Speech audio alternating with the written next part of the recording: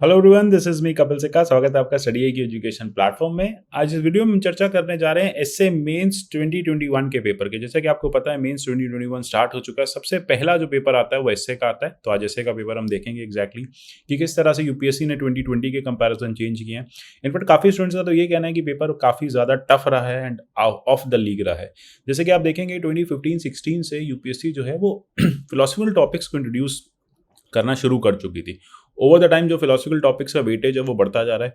जहाँ पहले एक टॉपिक फिलोसफी पे आता था, फिर उसके बाद एक सेक्शन फिलोसफी पे आने लगा और आज सारे क्वेश्चन फिलोसफी। तो 8 के 8 क्वेश्चन जो है वो फिलोसफिकल कोट्स के थ्रू पूछे गए। इनफैक्ट जो बहुत जेनरिक टॉपिक है, जैसे अगर हम बात करें वुमेन वाले इश्यूज को, उसको भी यूपीएससी ने यहाँ पे कोर्ट के थ्रू पूछा है। तो आज इस वीडियो में हम पूरे पेपर का एनालिसिस करेंगे, स्ट्रक्चरिंग देखेंगे कि कैसे कैसे स्ट्रक्चर किए जा सकते हैं इस तरह के क्वेश्चंस, क्या रेडी मटेरियल रेडी फॉर्डर हमें रखना चाहिए, और साथ ही साथ लास्ट में हम ये भी देखेंगे कि किन सोर्सेज के थ्रू हमें इस पेपर को क्रैक करना है। क्योंकि देखो जब हम बात करते हैं एसए के, तो ये जो 250 मार्क्स होते हैं ना, ये काफ़ी ज़्यादा इंपॉर्टेंट होते हैं।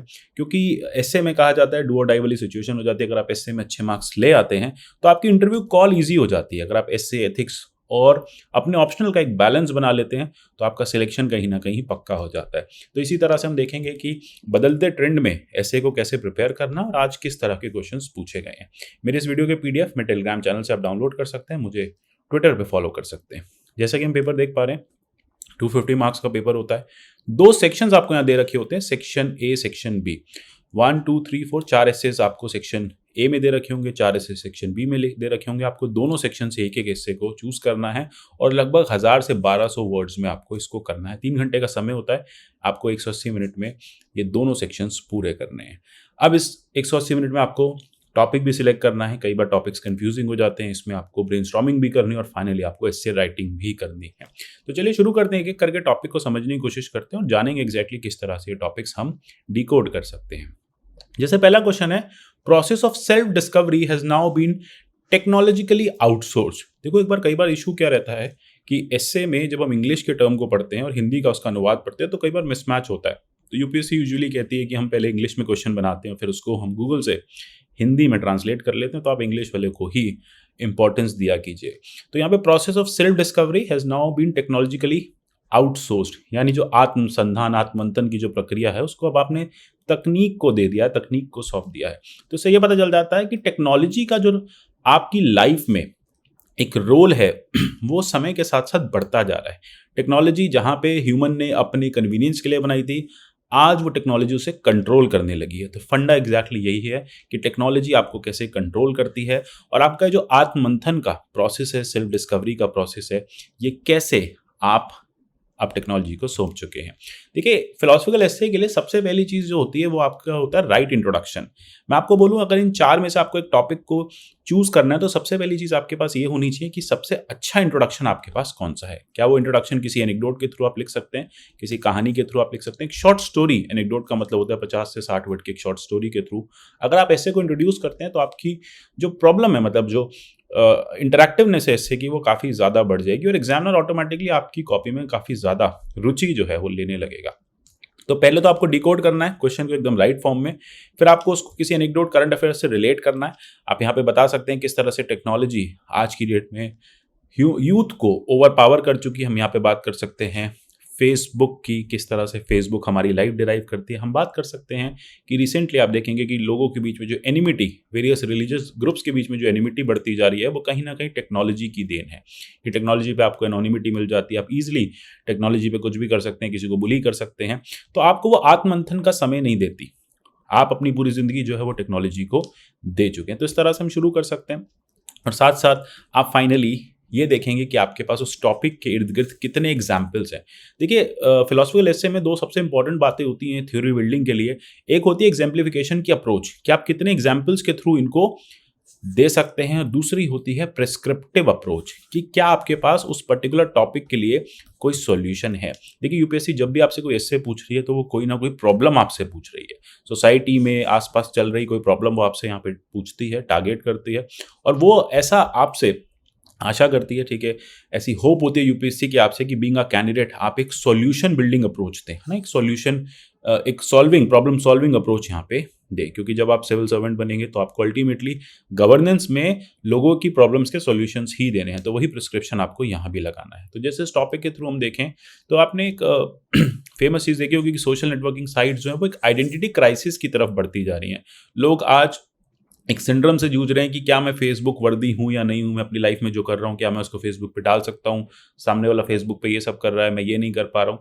सो अल्टीमेटली हमारा जो हमारे नुआंसेस हैं, हमारी जो लाइकिंग्स हैं, हमारी जो लाइफ के स्टाइल हैं, वो कहीं ना कहीं इस टेक्नोलॉजी ने बदल दिए हैं। तो यानी अब हमें जो है वो आत्ममंथन का समय नहीं मिल रहा है और हम टेक्नोलॉजी ड्रिवन हो चुके हैं।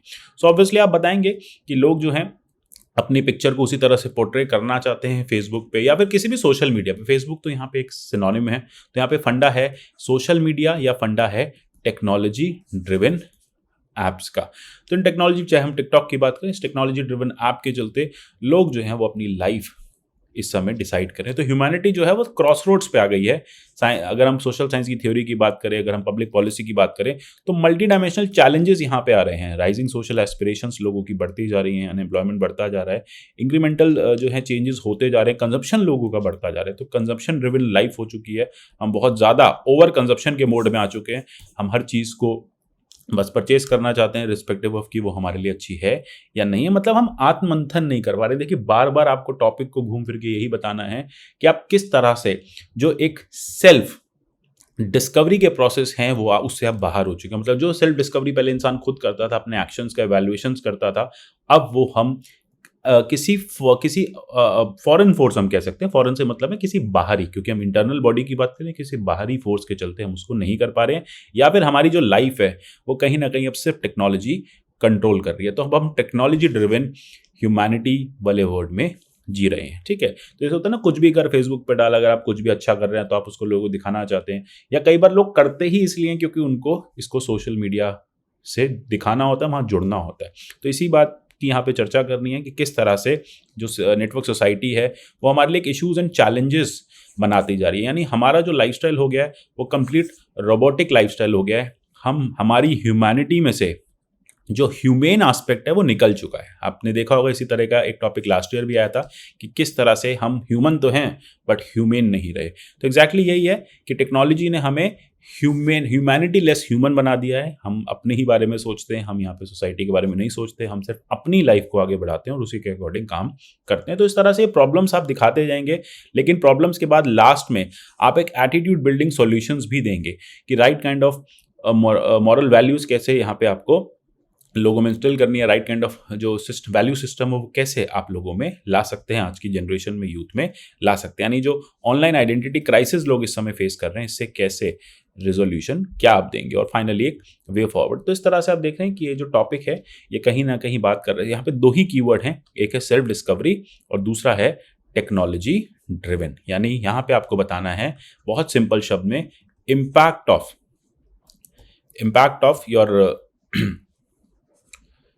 सोशल ऐप्स कह सकते हैं या टेक्नोलॉजी कह सकते हैं ऑन योर लाइफ, है ना। तो इस तरह से आप एक एस्से को री इंटरप्रेट कर सकते हैं और इसको फाइनली सॉल्व कर सकते हैं। ठीक है, तो इस तरह से कर पाएंगे। इसके डिटेल मॉडल आंसर्स भी बहुत जल्द हम देने की कोशिश करेंगे। अगेन एक दूसरा क्वेश्चन है, वो भी इसी टाइप का, your perception of me is reflection of you, my reaction to you is an awareness of me. थोड़ा सा इंग्लिश में देखने में टफ लग रहा है पर हिंदी में बहुत सरल है कि आप मेरे बारे में जो धारणा रखते हैं वो आपकी सोच दर्शाती है। अगर आप मुझे चोर समझते हैं तो इसका मतलब आपकी सोच भी इसी तरह की है। आपके प्रति मेरी प्रतिक्रिया जो है वो मेरे संस्कार है। मतलब आप मेरे बारे में जो भी सोचे मुझे उससे फर्क नहीं पड़ता, आपकी सोच ही ऐसी है, लेकिन मेरी जो रिएक्शन होगा आपकी सोच पे वही मेरे वैल्यू सिस्टम है। देखिए घूम फिर के फिर वही बात आ गई कि ऐसे जो है वो वैल्यू सिस्टम के अराउंड जरूर घूमते हैं। मेरे संस्कार क्या है भाई, मेरे संस्कार मेरे वैल्यू सिस्टम ही है। यहाँ बात हो रही है कि किस तरह से मैं एक सेल्फ अवेयर पर्सन हूँ, सामने वाला मेरे बारे में जो भी सोचे मुझे उससे कोई फर्क नहीं पड़ता। मेरे मॉरल वैल्यूज ने मुझे सब सिखाया, मेरे वैल्यू सिस्टम से मैंने सीखा है कि मुझे एक राइटियसनेस पर्सन रहना है। ठीक है, गांधी के बारे में कोई कुछ भी सोचता हो, गांधी को इस बात से कोई फर्क नहीं पड़ता था। गांधी की जो रिएक्शन होता था वो हमेशा नॉन वॉयलेंट ही होता था। ब्रिटिशर्स ने कुछ भी किया हो, कोई भी धारणा रखी हो, कोई भी तरह के एक्शन सुन ले हो, लेकिन गांधी का जो रिएक्शन था वो हमेशा एक नॉन वॉयलेंट और वैल्यू लेडन अप्रोच के साथ आता था। तो इसी तरह से यहाँ पे भी आपको बताना है कि self awareness, right attitude versus negative या रॉन्ग एटीट्यूड वाला जो concept, positive attitude versus negative attitude वाला जो कॉन्सेप्ट आपको यहाँ पे इंटरप्रेट करना है। तो बहुत सिंपल है। जैसे इसमें अगर हम बात करते हैं एनेक्डोट की, तो आप बिल्कुल यहाँ पे एनेक्डोट्स बहुत सारे हैं, बहुत सारे एग्जाम्पल्स हैं, आपके दिमाग में आ रहे होंगे, ठीक है। लेकिन आप बहुत फेमस है, जैसे बुद्धा और अंगुलीमाल की कहानी है कि बुद्धा ने किस तरह से अंगुलीमाल का मार्गदर्शन किया और फाइनली उसका सोचने का तरीका ही बदल दिया। अंगुलीमाल ह्यूमंस को सिर्फ अपने लिए एक प्राइज पोजीशन मान के चलता था, ये अंगुलीमाल की सोच थी। लेकिन बुद्धा की जो प्रक्रिया थी अंगुलीमाल से मिलने के बाद, उसने अंगुलीमाल, जिस तरह से उन्होंने अंगुलीमाल से बात की, जिस तरह से उनको मार्गदर्शन किया, अंगुलीमाल की पूरी लाइफ ही चेंज हो गई। सो अल्टीमेटली बुद्धा के संस्कार ऐसे ही थे कि एक पूरी की पूरी लाइफ उन्होंने चेंज कर दी। इसी तरह से दुर्योधन कृष्ण का इंटरेक्शन भी आप लिख सकते हैं एनेक्डोट में, स्टार्टिंग में, कि किस तरह से दुर्योधन की जो धारणा थी, उनको लगता था कि कृष्ण क्या है, कृष्ण मेरे सामने कुछ नहीं है। एटीट्यूड जो था, जिस तरह का एनवी थी, ठीक है, बाकी भाइयों से, तो कहीं ना कहीं, लेकिन वो दुर्योधन की लाइफ बताता। लेकिन कृष्ण ने जिस तरह से रिप्लाई दिया, कृष्ण ने जिस तरह से वहाँ पे एग्जाम्पल सेट किया कि मुझे बहुत ज़्यादा कुछ नहीं चाहिए, हमें सिर्फ 5 गांव भी अगर आप दे दोगे तो हम हंसी खुशी से जी लेंगे। सो अल्टीमेटली वो जो रिएक्शन थी ना, वो एक तरह का लाइफ चेंजिंग इवेंट बन सकता था, बट हुआ नहीं, ठीक है। तो इस तरह से हम एनेक्डोट्स ले सकते हैं। तो यहाँ पे देखिए हम क्या बताएंगे, यहाँ पे हम अलग अलग एग्जाम्पल्स से वेरियस इश्यूज बताएंगे, है ना। चाहे हम वो हिटलर का एग्जाम्पल ले, वो हिटलर हर जीव के बारे में क्या सोचता था, चाहे हम वो यहाँ पे इंस्टीट्यूशनल में पाकिस्तान का एग्जाम्पल लें, यहाँ पे हम यूएसए का एग्जाम्पल लें कि यूएसए कैसे ट्रीट करता है वर्ल्ड की इकोनॉमीज को, ठीक है, या वर्ल्ड की अंडर डेवलप कंट्रीज को। हम यहाँ पे वाइट मैन बर्डन वाला एग्जाम्पल लें, ठीक है। तो ये सारी चीज़ें हम एग्जाम्पल के अप्रोच से ले सकते हैं। और फाइनली हमें ये बताना होगा कि हमें क्या क्या चेंजेस लाने हैं अपने एटीट्यूड में। तो यहाँ पे एटीट्यूड बिल्डिंग की बात आपको करनी होगी। और एटीट्यूड बिल्डिंग कैसे आएगा, जब आप राइट व्यू रखेंगे, राइट इंटेंशंस रखेंगे, right speech, right action, right livelihood, right effort, right concentration, right mindfulness. तो इस तरह से जो ऐसे है वो स्ट्रक्चरली डिवाइड किया जा सकता है। इनफैक्ट हम यहाँ पे ये भी बताएंगे कि एजुकेशन का एक कितना इंपॉर्टेंट रोल हो सकता है। अगर आपकी एजुकेशन नॉलेज बेस्ड है, अगर आपको वो सही करने के, मतलब यहाँ पे मॉरल एजुकेशन की बात हो रही है, राइट टू बी है, राइट टू डू है, राइट टू लिव टुगेदर, अगर ये 4 पिलर्स आप यूनेस्को की एजुकेशन मेथड को यूज़ कर लेते हैं, तब भी आपकी जो सेल्फ अवेयरनेस है या फिर आपकी जो कंप्लीट मैं कहूँगा ओरिएंटेशन है, बिहेवियरल चेंज, आपका जो बिहेवियर है औरों के प्रति, वो चेंज होगा ही होगा। तो that means your reaction will be awareness of you only, मतलब आपकी जो प्रतिक्रिया होगी, वही आपके संस्कार होंगे। और अच्छे संस्कार कैसे आएंगे, अच्छे संस्कार अच्छी एटीट्यूड से आएंगे। और सबसे बड़ी बात है, आप अपने एथिक्स से गोल्डमैन का इमोशनल इंटेलिजेंस को भी बहुत इंपॉर्टेंट यहाँ पे जगह दे सकते हैं। चाहे वो सेल्फ अवेयरनेस की बात हो, एम्पैथी की बात हो, भाई सामने वाला जो भी रिएक्शन, जो भी उसके एक्शंस हैं, मेरा रिएक्शन हमेशा एम्पैथेटिक है, मेरा रिएक्शन हमेशा मोटिवेशनल है, सेल्फ रेगुलेशन है, सोशल स्किल्स है। तो इस तरह से इमोशनल इंटेलिजेंस को भी लिख सकते हैं। और साथ ही साथ आपको याद होगा कि महाभारत से रिलेटेड एक टॉपिक स्थित प्रज्ञ जो भी इसको आप प्रोनाउंस करिए, क्या कहता है, ये कहता है डिजायरलेस लाइफ होनी चाहिए, सिचुएशनलेस स्टेबिलिटी होनी चाहिए, इमोशनल स्टेबिलिटी इंसान में होनी चाहिए, कंप्लीट सेल्फ कंट्रोल होना चाहिए आपको अपने एक्शंस के ऊपर, सोशल आपका ट्रैंक्विलिटी होनी चाहिए और फुलनेस हमेशा आपको फील होनी चाहिए, ठीक है। तो ये सारे जो 7 क्वालिटीज है, वननेस विद ब्राह्मण होना चाहिए, मतलब राइट काइंड ऑफ लाइफ यहाँ पे होनी चाहिए।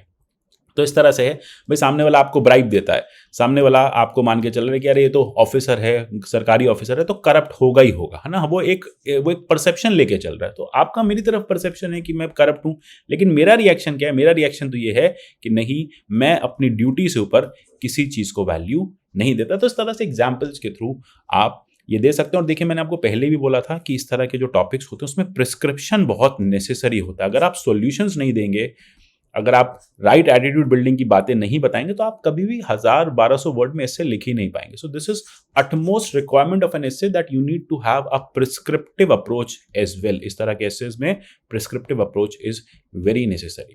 तो इस तरह से आप ईट वाली इश्यूज, मतलब ये चीज़ें आप रख सकते हैं हैंडी, हर एसे में यूज हो जाती हैं। इस तरह के एथिक्स में यूज होंगी कि right emotions give you right thoughts and right thoughts give you right action, ठीक है। तो ये एक्शन बिल्डिंग अप्रोच आप रख सकते हैं। तो इस तरह के टॉपिक्स आप बहुत इजीली कर सकते हैं।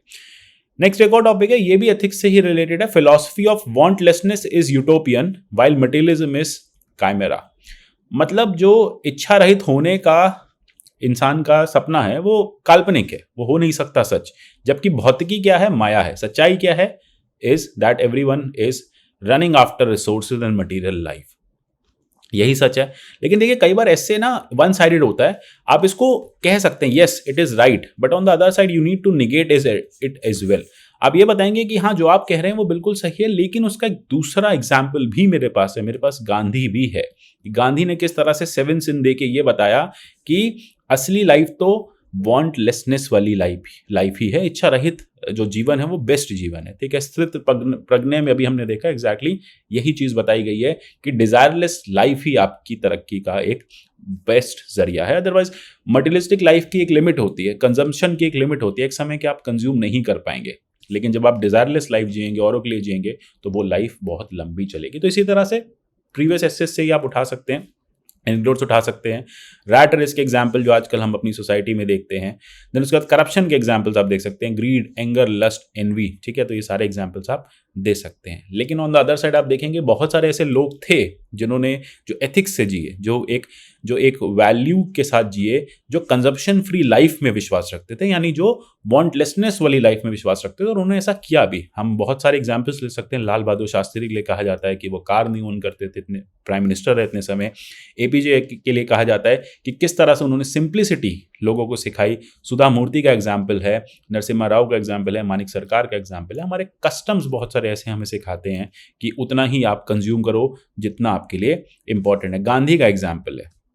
ठीक है, तो ये सारे एग्जाम्पल्स के थ्रू आप आगे ये बात बता सकते हैं कि किस तरह से philosophy of wantlessness can be also actualised. मतलब जो इच्छा रहित होने का जीवन है, या इच्छा रहित जीवन जो है ना, वो भी जिया जा सकता है। ऐसा नहीं है। ठीक है, हर कोई, जैसे हम रावण को देखेंगे कि रावण के पास सब कुछ था लेकिन अहंकार बहुत ज्यादा था। ठीक है, वहीं हम देखेंगे आगे कि मे भी आपके पास सब कुछ हो सकता है, लेकिन आप और ज्यादा अर्न करना चाहते हैं, और ज्यादा रिसोर्सेज को आप यहाँ पे यूज करना चाहते हैं, रिस्पेक्टिव आप उन रिसोर्सेज को ठीक से कंज्यूम कर पाएं या नहीं कर पाएं। इसी तरह से हम सॉल्यूशन में देंगे पार्सिमनीज प्रिंसिपल। लॉ ऑफ पार्सिमनी क्या कहता है? यही कहता है कि आप पार्सिमोनियस रहिए लाइफ में, थोड़ा कंज्यूम करिए, जितना आपके लिए जरूरी है उतना कंज्यूम करिए, बाकी औरों के लिए छोड़ दीजिए। नहीं, यानी आपको यहाँ पे सॉल्यूशन में गांधी का सिन भी काम आएगा। गांधी के जो 7 सिन्स थे, कि गांधी कहते थे ये लाइफ के 7 सिन है, 7 डेडली सिन है, कि आप सिर्फ वेल्थ एक्यूमुलेट कर रहे हैं, काम नहीं कर रहे हैं, आप प्लेजर एक्यूमुलेट कर रहे हैं, कॉन्शियंस नहीं है, साइंस एक्यूमुलेट कर रहे हैं, आप में ह्यूमैनिटी नहीं है, नॉलेज एक्यूमुलेट कर रहे हैं, आप में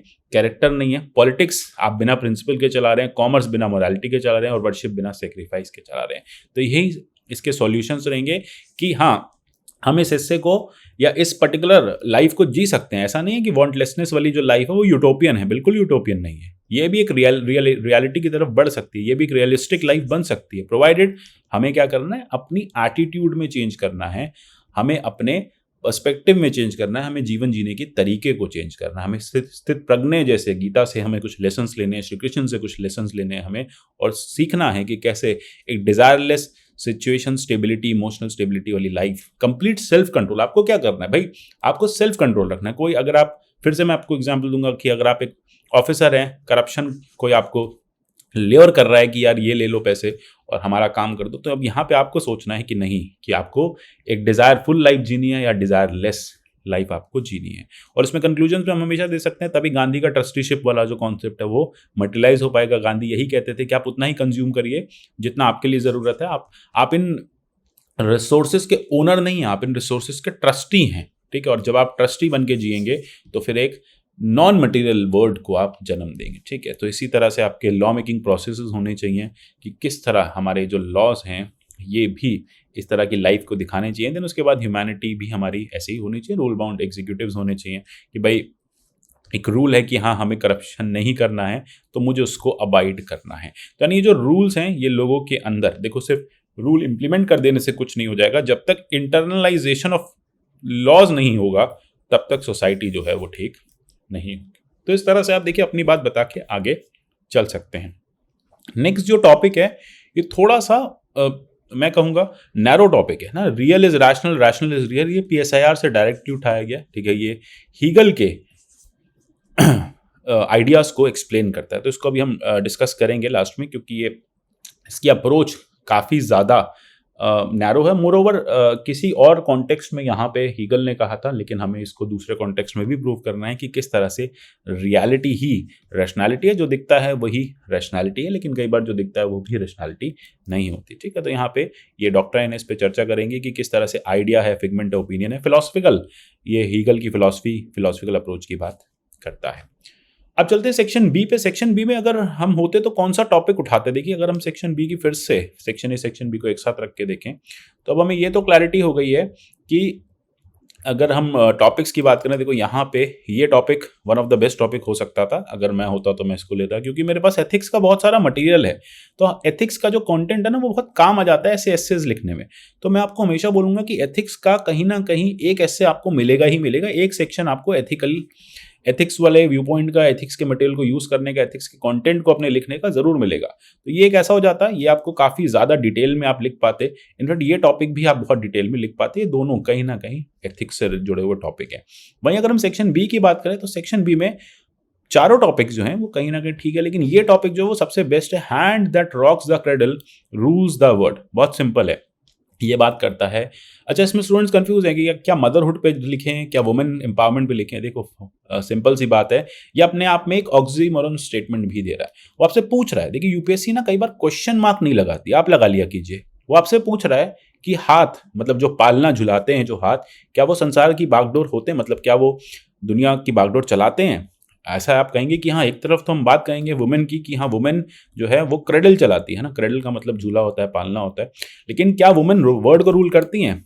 नहीं, ये अभी तक सही सिचुएशन नहीं देखी गई है पूरे वर्ल्ड में। यानी अभी भी एक चर्चा चल रही है लंबे समय से कि वुमेन एम्पावरमेंट एक मिथ है। अच्छा, इस तरह के बहुत सारे क्वेश्चंस पूछे भी गए थे, जैसे fulfilment of new women in India as a myth. In fact एक तो क्वेश्चन डायरेक्टली उठाया गया है, 2005 में यही क्वेश्चन पूछा गया था, रिपीट किया यूपीएससी ने, बस स्टेटमेंट थोड़ा सा एक्सटेंड कर दिया, पूरा स्टेटमेंट इस बार दे दिया। Hand that rocks the cradle rules the world, ये पूरा स्टेटमेंट था, लिंकन का स्टेटमेंट है, और इसको यूपीएससी ने इस बार कंप्लीट करके दिया। तो अब आपको क्या बताना है? आपको यही बताना है कि हाँ बिल्कुल वुमेन जो है वो इतनी पोटेंशियल रखती हैं कि वो अगर एक झूलना पालना जो है वो चला सकती हैं, अगर वो क्रेडल चला सकती हैं तो वो दुनिया भी चला सकती हैं, लेकिन ऐसा हो नहीं रहा है। तो अब आप यहाँ पे क्या बताएंगे? बिल्कुल ऐसा है, यही एक आइडियल सिचुएशन है कि जो झूला चला सकती है वो पूरी दुनिया चला सकती है, लेकिन ये आइडियल सिचुएशन मीट नहीं हो रही है।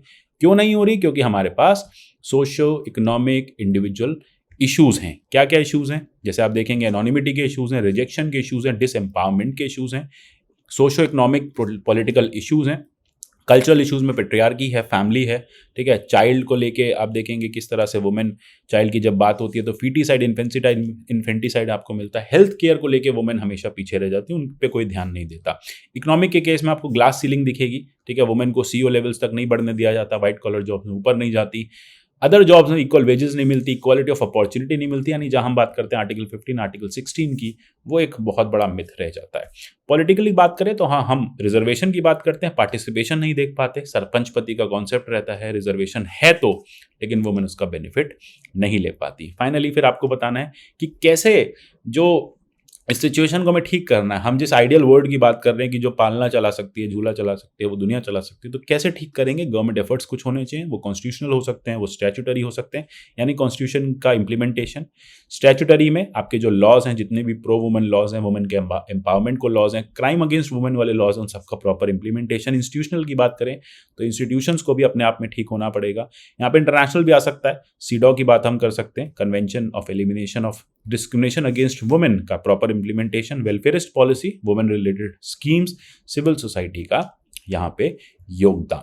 तो इस तरह के टॉपिक्स बहुत सिंपल हो जाते हैं।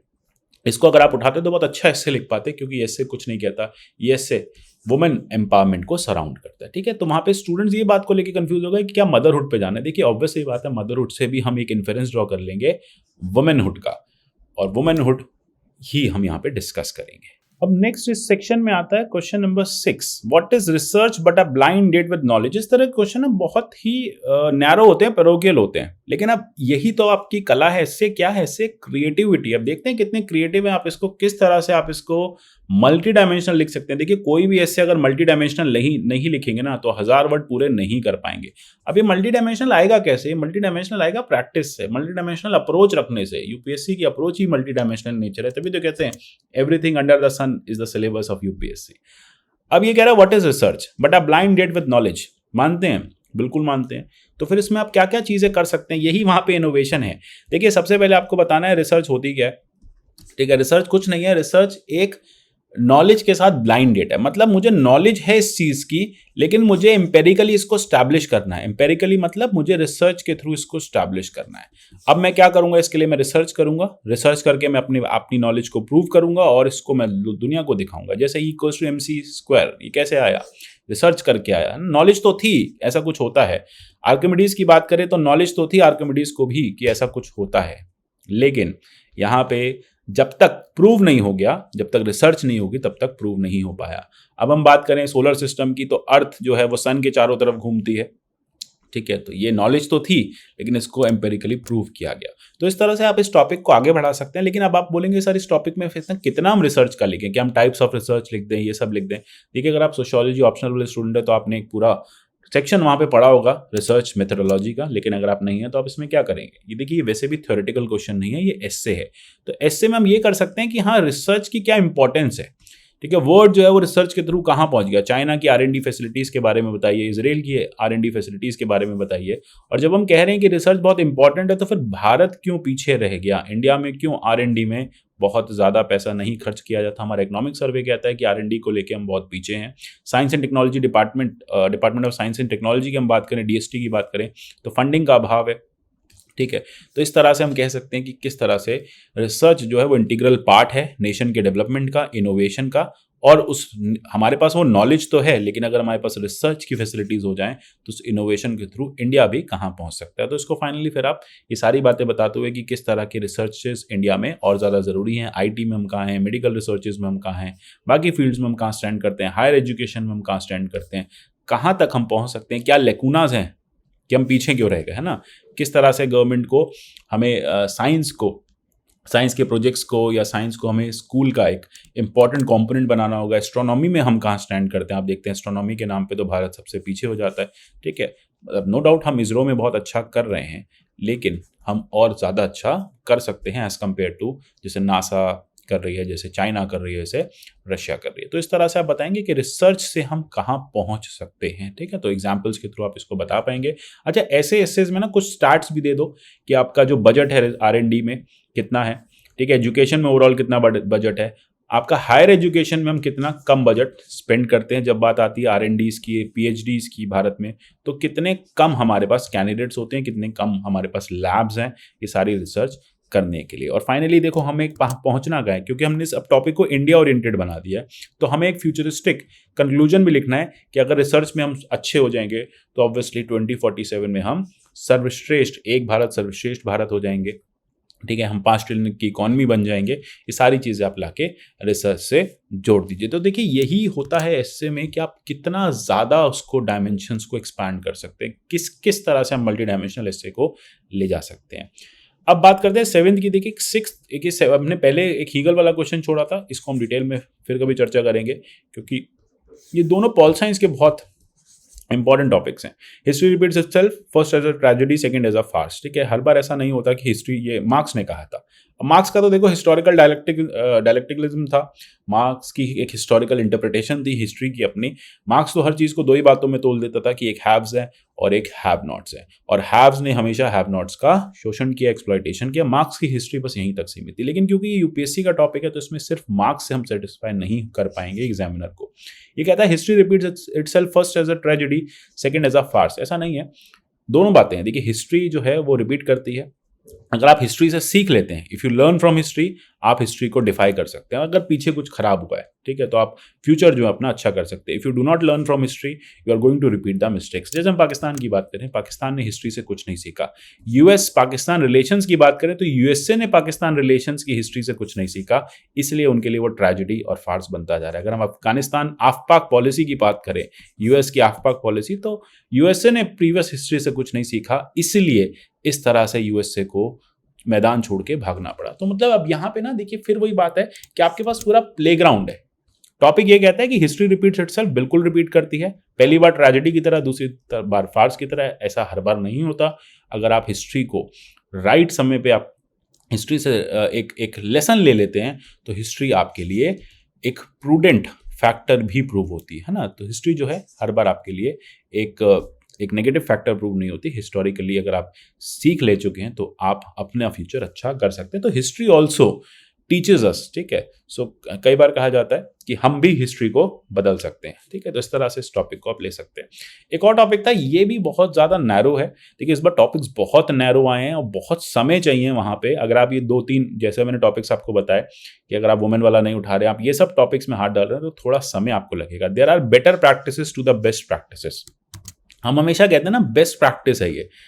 इंडियन गवर्नमेंट कहती है कि अरे ये तो बेस्ट प्रैक्टिस है, ठीक है। इंदौर जैसे है वो बेस्ट प्रैक्टिस में आता है when it comes to urban management. तो मतलब बेस्ट की कोई डेफिनेशन नहीं होती। सबसे बड़ी बात है कि उस बेस्ट प्रैक्टिसेस की भी बेटर प्रैक्टिसेस हो सकती हैं।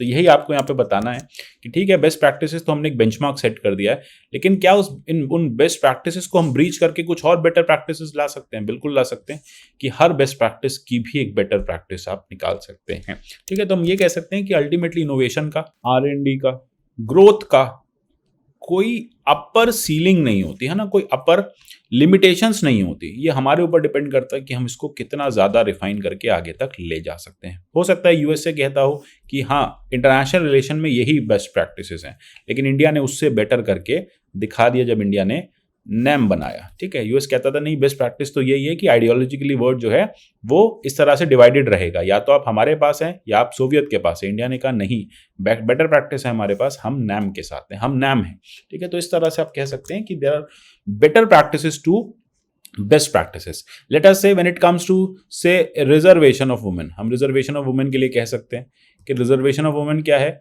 ये बेस्ट प्रैक्टिस है, इससे भी बेटर हो सकती है, ठीक है। उसका प्रॉपर इम्प्लीमेंटेशन, और उस रिजर्वेशन होने के बाद भी वुमेन को बेनिफिट नहीं मिल रहा, और वो रिजर्वेशन आने के बाद वुमेन जो है वो अपने आप को बेटर स्टैब्लिश कर पा रही है, तो वो बेटर प्रैक्टिस आपका होगा। तो यहाँ पे देखिए यही रहेगा कि वो बेस्ट प्रैक्टिस क्या है, क्या वो अल्टीमेट एंड है? देखिए कोई भी प्रैक्टिस अल्टीमेट एंड नहीं हो सकती।